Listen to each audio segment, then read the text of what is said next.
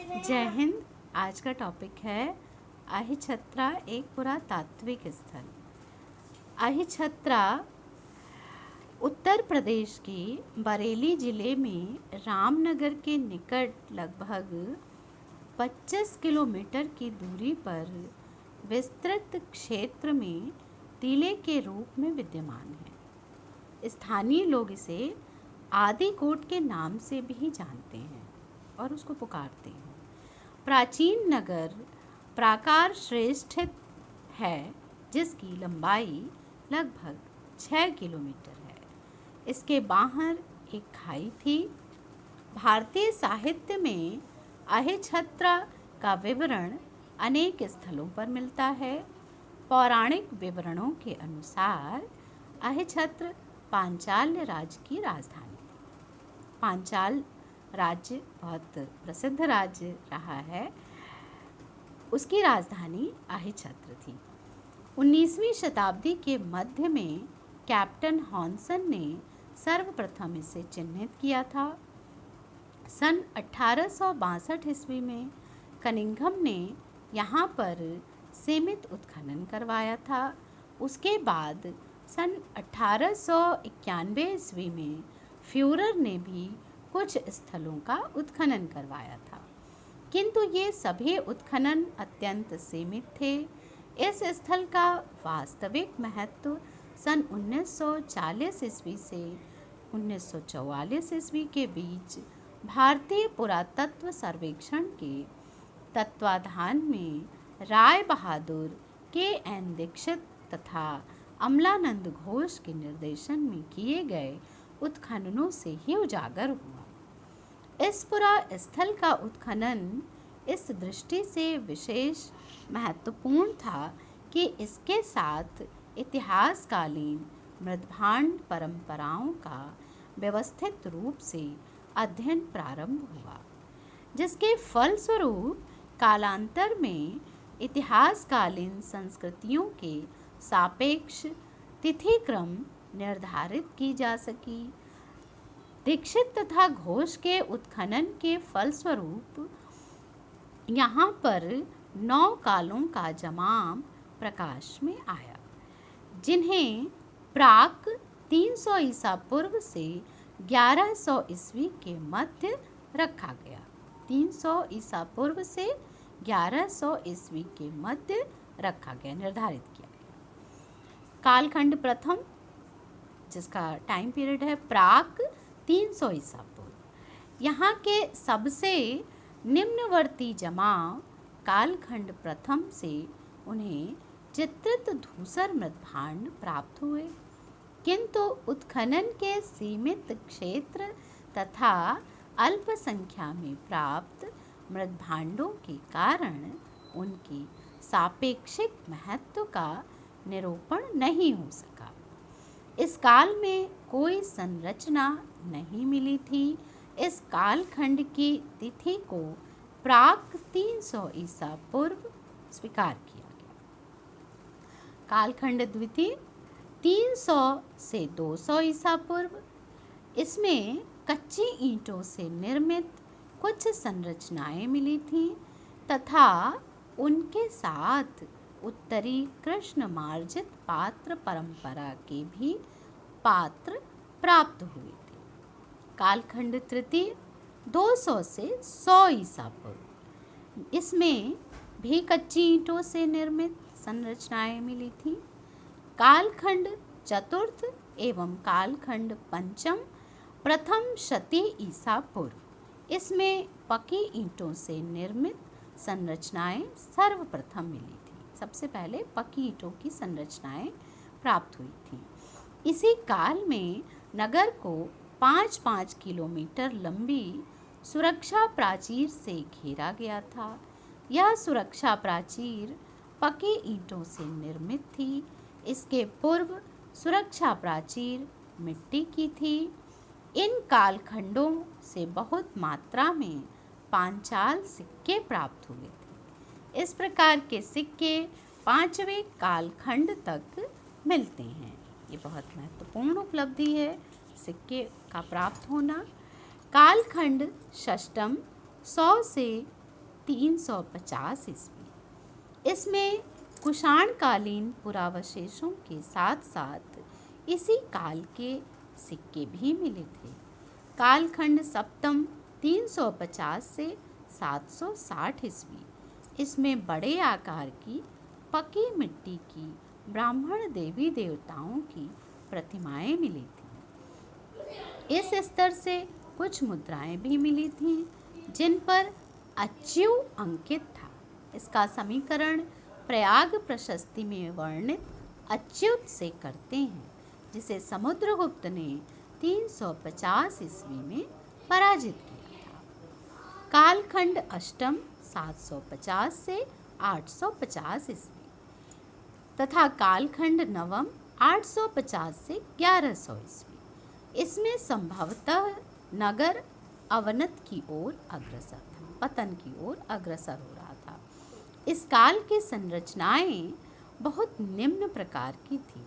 ऊपर के स्तरों से आदि वाराह तथा विग्रह के सिक्के मिले थे। यहाँ पर गुप्त काल में निर्मित 2 विशाल मंदिर भी चिन्हित किए गए थे। ये मंदिर 12वीं सदी तक वर्तमान थे, स्थित थे। 12वीं शती की पांचाल की राजधानी यहाँ से स्थानांतरित होकर बोदाम युता या आधुनिक बदायूं में चली गई थी। बदायूं का प्राचीन नाम बोदाम युता।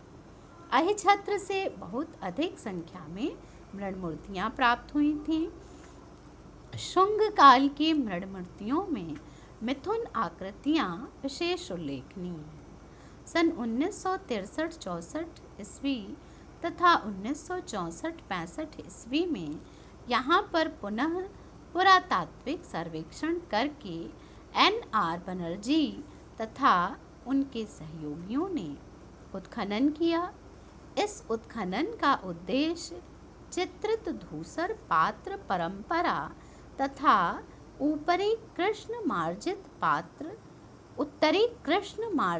पात्र परंपरा के परस्पर संबंध की जानकारी प्राप्त करना, कार्बन तिथि के निर्धारण के लिए कार्बन सैंपल का संकलन करना, लोहे की स्थिति के संबंध में जानकारी प्राप्त करना, सुरक्षात्मक दीवार के स्तर विन्यास के संबंध में पूर्ण जानकारी प्राप्त करना तथा पुरा स्थल के स्तर विन्यास के संबंध में महत्वपूर्ण जानकारी प्राप्त करना था।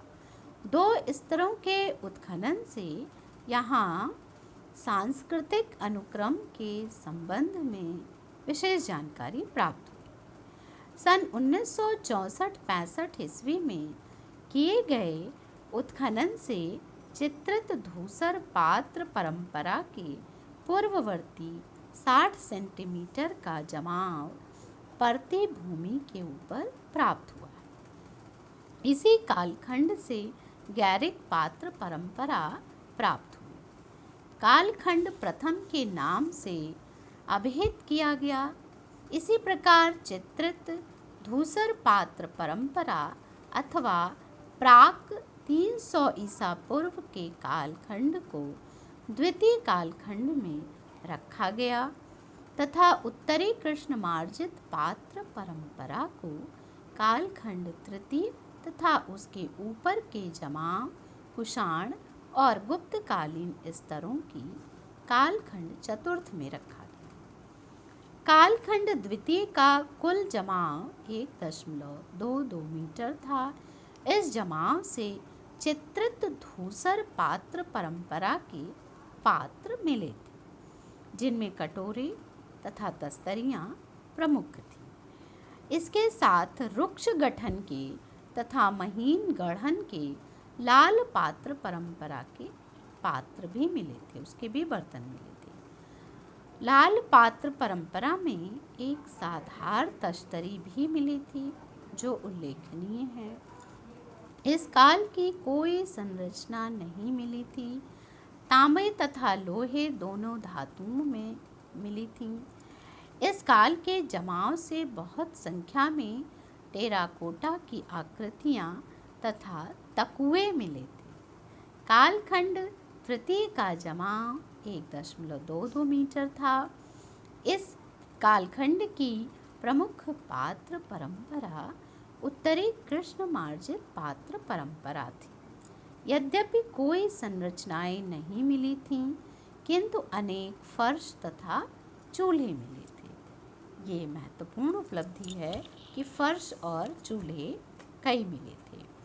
पुरावशेषों में तांबे की अंगूठियाँ, कीलें, लोहे के टुकड़े, मिट्टी तथा कार्नेलियन के मन के, चूड़ियाँ, पहिए, मानव एवं पशु आकृतियाँ, सिल लोढ़े तथा मूसल मिले थे। सिल लोढ़े तो बहुत जगह से मिले थे, मूसल यहाँ से मिला है। कालखंड चतुर्थ का कुल जमाव 1.22 मीटर था। इस स्तर से कुषाणकालीन मृदभांड, कटोरे, छिद्रयुक्त पात्र, दवात प्रकार का ढक्कन, घड़े, ठप्पे से बने अभिप्राय, त्रिरत्न, आरीयुक्त पहिए, सूर्य प्रतीक आदि प्राप्त हुए। इस स्तर से कुषाणकालीन सिक्के, पांचाल तथा अच्यु नामांकित सिक्के भी प्राप्त हुए। पकी ईंटों का प्रयोग प्रचुरता से मिलता है। आवासीय गृह योजनाएं भी मिली हैं। लोहे के टुकड़े, तांबे की पिन, बेधक, सुरमे की शलाका, मिट्टी की चूड़ियाँ, हड्डी के शर आदि अन्य पुरावशेष प्राप्त हुए। उत्खनन से सुरक्षा प्राचीर के संबंध में विशेष जानकारी मिली। सुरक्षा प्राचीर का निर्माण तृतीय काल से प्रारंभ होता है। इसके जीवन काल की 5 अवस्थाएं चिन्हित की गई थीं। सर्वप्रथम मिट्टी की प्राचीर बनाई गई, उसके बाद उसे पकी ईंटों से पुष्ट किया गया। उसके बाद तृतीय काल में उसको मिट्टी से ढका गया और चतुर्थ काल में इसे पुनः पुष्ट किया गया। पांचवें काल में जगह जगह पर प्राचीर की ईंटों की पर्दी से इसको पुष्ट किया गया। इस प्रकार ये सुरक्षा प्राचीर का निर्माण हुआ और इनका पुरातात्विक महत्व भी है और सुरक्षा की दृष्टि से बनाया गया था। तो आज के लिए इतना ही। धन्यवाद। जय हिंद।